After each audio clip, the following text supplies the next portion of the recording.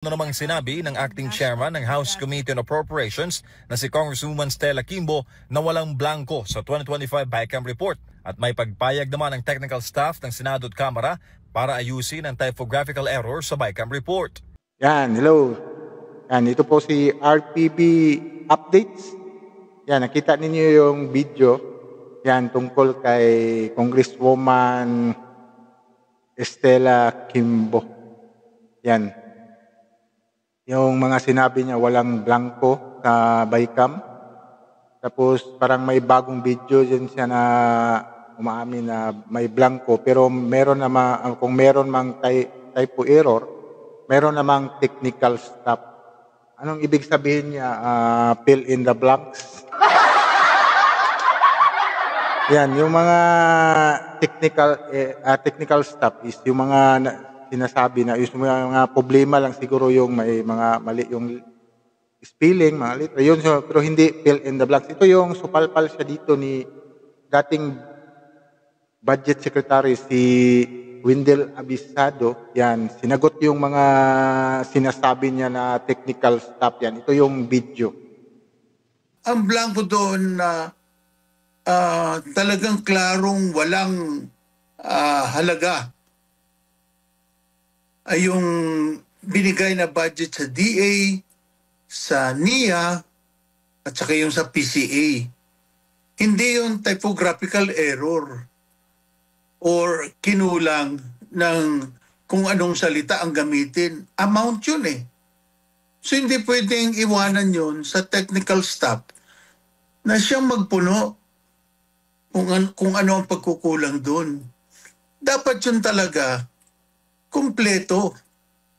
At kahit na yung mga technical error, ay hindi po pwedeng punan ng technical staff. Kailangan ibalik yun sa plenaryo. Sir, anong number one ninyo na suspicion o analysis dito po sa nangyari na ganito na ang kinahinatnan ng 2025 budget? Marami nagsasabi, yung gaaraw natin is perceived as graph-ridden. Marami rin nagsasabi na ito unconstitutional. As a former budget chief, sir, ano po ang tingin niyo dyan? Inaral ko din yung issue na ito. At unabis, ang masasabi ko talaga ay ang nangyari was a pure legislative, if you may call it oversight, or was it purposely done? Kaya humantong sa ganitong sitwasyon. Ang kailangan nga lang natin dito na maliwanagan ang taong bayan sapagkat pera nila ang gagamitin sa lahat ng mga gastusin. Karapatan nilang malaman kung ano ba talaga nangyari. At ang nangyayari lang din kasi ngayon, hanggang ngayon wala pa tayo nadidinig doon sa mga pumirma sa BICAM report. Dahil nga, hindi pwedeng magkaroon ng enrolled bill na kung ang pagbabasihan ay yung committee report na kinulang ng kung ano talaga ang dapat na nandoon. What I mean to say is, ang blanco doon na talagang klarong walang halaga ay yung binigay na budget sa DA, sa NIA, at saka yung sa PCA. Hindi yung typographical error or kinulang ng kung anong salita ang gamitin. Amount yun eh. So hindi pwedeng iwanan yun sa technical staff na siyang magpuno kung ano ang pagkukulang doon. Dapat yun talaga kumpleto. At kahit na yung mga technical error, ay hindi po pwedeng punan ng technical staff. Kailangan ibalik yun sa plenaryo. Kasi sila lang ang po pwedeng gumawa ng pagbabago kung meron man. At ang nangyari nga nito, hindi nga naunawaan ng taong bayan ngayon. Kaya maraming agam-agam, maraming kuro-kuro, maraming suspetsa, at maraming katanungan. Siguro maliliwanagan ito kung magsasalita ang mga membro ng Bicameral Conference Committee. It behooves on them to inform the people what really happened. Because it cannot be that there can be a law, the basis of which is questionable. As already stated by Mr. Alejandrino, and a lot more of those who have previously been interviewed on this issue, that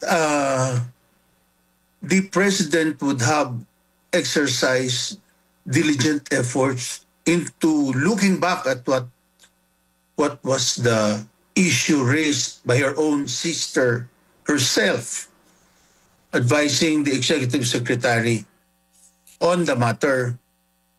Kasi panggaling ng Kongreso yan, pag-transmit yan sa Office of the President, ang ginagawa ng Office of the President ay pinapa-review yan for study and recommendation. Yun yung trabaho namin, no?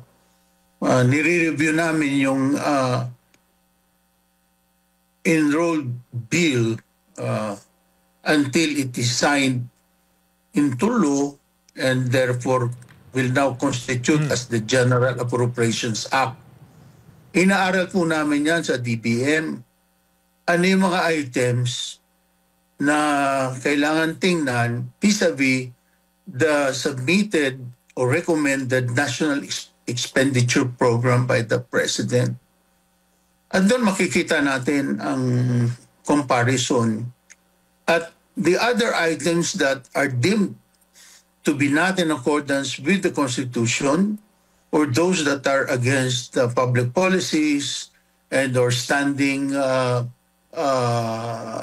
rules on the matter of having to make sure that this goes to the rightful department or agency of government. So meron mga nabibito na items at inaaral talaga ng DBM yan. At yun na lamang na kung tiningnan din ng DBM yan in terms of ano ba nangyari, because most of the time nandiyan po ang DBM pagka budget ang pag-uusapan, almost always the DBM is there as a resource person. Liban na lamang kung ang nag-uusap ay yung Bicameral Conference Committee because then normally it's not made public and sila-sila lang ang nag-uusap.